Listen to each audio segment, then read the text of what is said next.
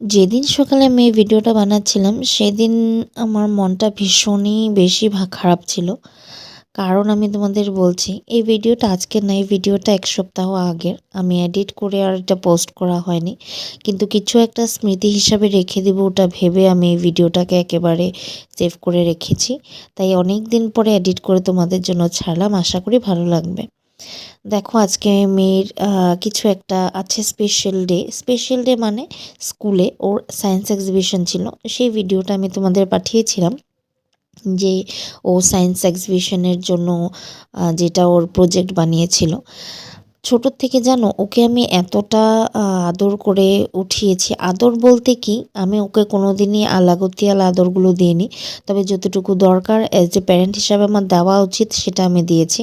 আমি ওকে কোনোদিন একা ছাড়িনি মানে যে আমি ওর যত কিছু, আমি যতই ব্যস্ত থাকি, স্কুল হোক ওর এক্সট্রা কারিকুলার অ্যাক্টিভিটি হোক, যে কোনো কিছুতে ওকে অ্যাজ এ গার্জিয়ান হিসেবে কোনোদিন একা ছাড়িনি। ওর প্রোগ্রামস হোক, যে কোনো কিছুতে ব্যস্ততা আমার যতই হোক, আমি ওর জন্য সময় বের করে ওর কামটাকে বেশি আগে প্রায়োরিটি দিয়ে সবসময় ওকে আগে রেখেছি।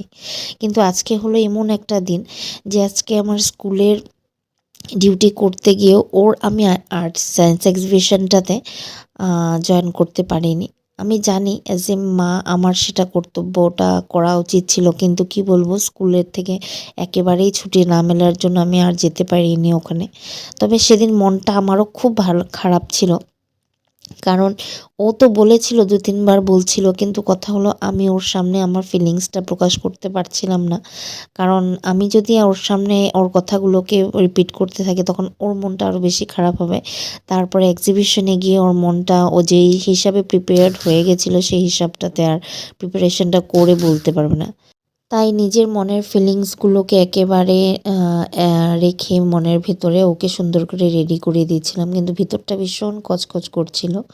তো দেখো, তবুও ওর লগের বন্ধুগুলোকে বা গার্জিয়ানসকে আমি বলেছি ওর এক্সিবিশন দেখতে গিয়ে কয়েকটা ফটো আমাকে তুলে দিতে।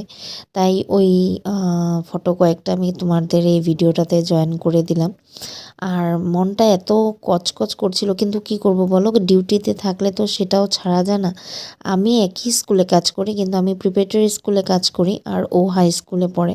তো প্রিপারেটরি স্কুল থেকে সেই পারমিশনটা ছিল না যে হাই স্কুলের সেই এক্সিবিশনটা আমরা দেখতে যাই।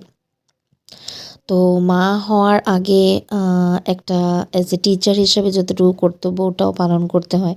তাই নিজের অনেকগুলো ছাত্রর দিকে তাকিয়ে নিজের মেয়ের সেই এক্সিবিশনের স্পেশাল মুহূর্তটা একেবারেই ছেড়ে দিতে বাধ্য হলাম। এভাবেই টিচারের যোগ্যতা প্রমাণ করলাম।